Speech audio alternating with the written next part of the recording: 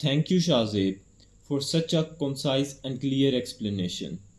I am Mohammad Subhan, and now let's explore a few more scheduling algorithms to further understand how different strategies can impact the efficiency and performance of OS. Ever experienced the frustration of waiting for someone to complete a simple task while it takes them longer than expected?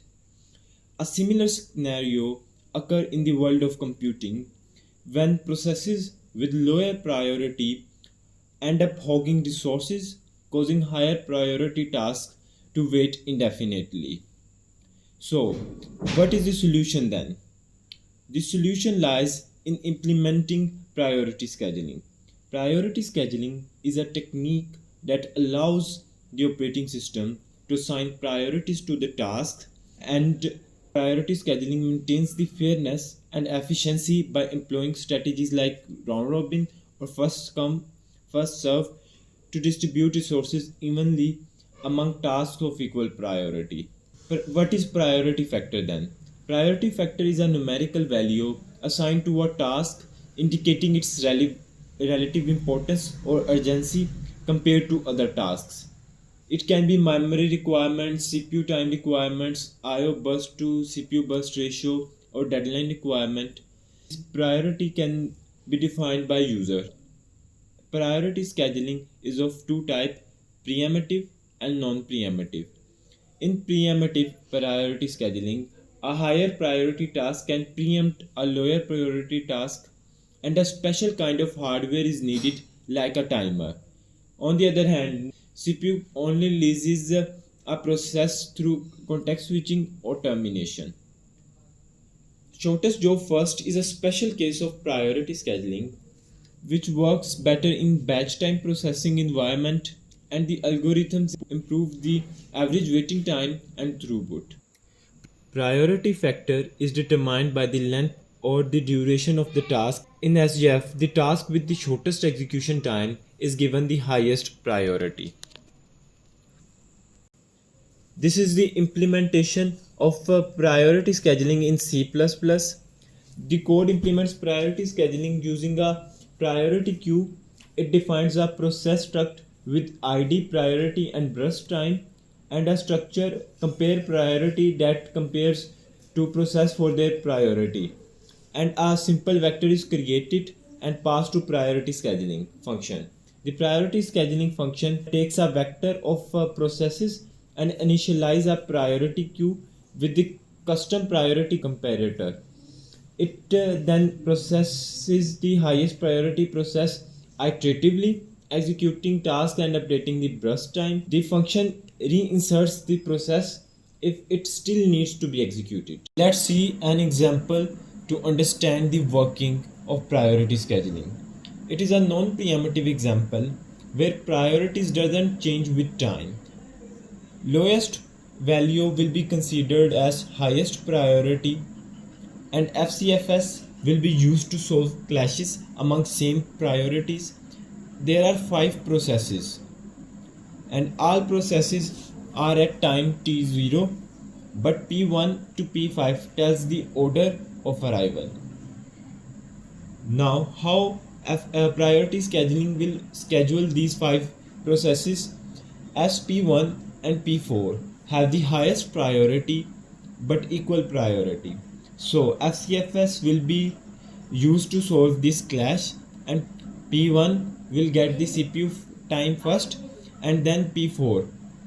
P3 having priority 2 will be executed next, and P3 having priority 2 will be executed next, then finally P2 and P5.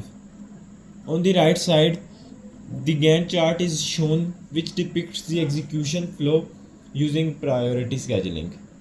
Now we will calculate average waiting time, which is equal to completion time minus burst time minus arrival time. Waiting time for process P1 is 0 millisecond, which is equal to 3 minus 0, which is completion time minus burst time minus arrival time. P2 is similarly 6 millisecond and P3 is 4 millisecond. P4 is 3 millisecond and P5 is 10 millisecond. Now we will take the average of waiting time for these processes, which is 4.6 millisecond. This is how we calculated the average waiting time. Now moving on to preemptive example of priority scheduling, where we use dynamic priorities and the lowest value is considered as the highest priority. There are 7 processes P1 to P7 which we have to schedule with their different arrival times so they can preempt the existing executing processes. So let's begin. At time t0, only P1 has arrived. Even with the lowest priority, it will get the processing time with the burst time of 1 millisecond. At time t0, P1 is executed completely and P2 has arrived. P2 will get processing time. At time t is equal to 2, P3 has arrived but P2 is still running. P2 will stop running as P3 will preempt P2 and will get execution time. At time t is equal to P4, P5 and P6 will also arrive, but P4, P5 and P6 can't preempt P3 due to low priority.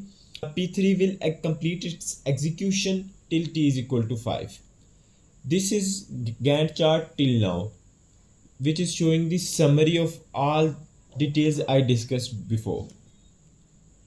Now at time t is equal to 5, P5 with highest priority will execute. P7 have also arrived, but P7 cannot preempt P5. So P5 has execution of 5 millisecond. At time t is equal to 10. This is the Gantt chart till now showing the summary of all the details happened before. Now at time t is equal to 10, P4 with highest priority will execute and P4 has execution time of 6 millisecond. At time t is equal to 16, queued processes are P2, P6 and P7. P2, P7 and P6 will be executed in the same order. Thus P2 with the burst time 7 as 6 millisecond minus 1 millisecond as it got 1 millisecond before. P7 and P8 will run in sequence and complete the whole process. At time t is equal to 45. At time t is equal to 45, the execution will complete, and this is the Gantt chart till now. Priority scheduling turnaround time is equal to completion time minus arrival time. Waiting time is equal to turnaround time minus burst time. So average waiting time will become 54 divided by 7, which is equal to 7.71 millisecond. Priority scheduling of these processes and all the details of their arrival time, completion time, turnaround time and waiting time is provided in this table for a better understanding. Now moving towards the advantages of priority scheduling. First of all, minimum wait time for high priority, solving our problem that I discussed in the very beginning. Better resource utilization as it increases the throughput overall, and the applications in which the requirement of time and resources fluctuate, this algorithm is useful. We are able to define the relative priority of processes from available processes. Not all scheduling algorithms offer these advantages. Now, what are the repercussions of using priority scheduling? First of all, risk of data loss. If the system eventually crashes, all low priority processes get lost. Indefinite waiting. This scheduling algorithm may leave some low priority scheduling waiting indefinitely. Constant changing priorities. If a new higher priority process keeps on coming in the ready queue, and then the process which is waiting may need to wait for a long duration of time, this will cause ineffectiveness.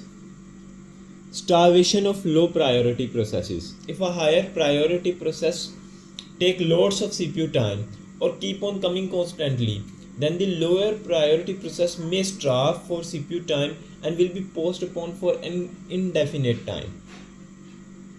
In conclusion, it is important to understand that modern operating systems employ hybrid scheduling approaches that combine different algorithms to achieve effective task management and resource allocation. Here are some notable examples.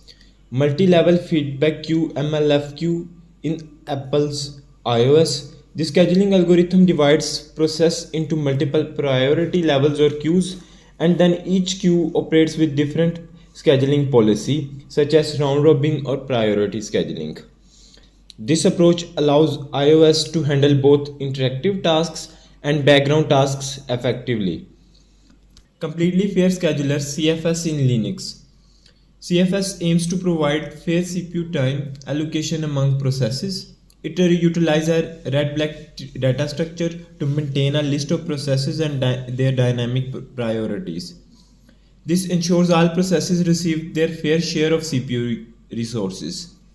And at the end, Windows anti-scheduling algorithm. Windows anti incorporates a hybrid approach by combining priority-based and round-robin scheduling techniques.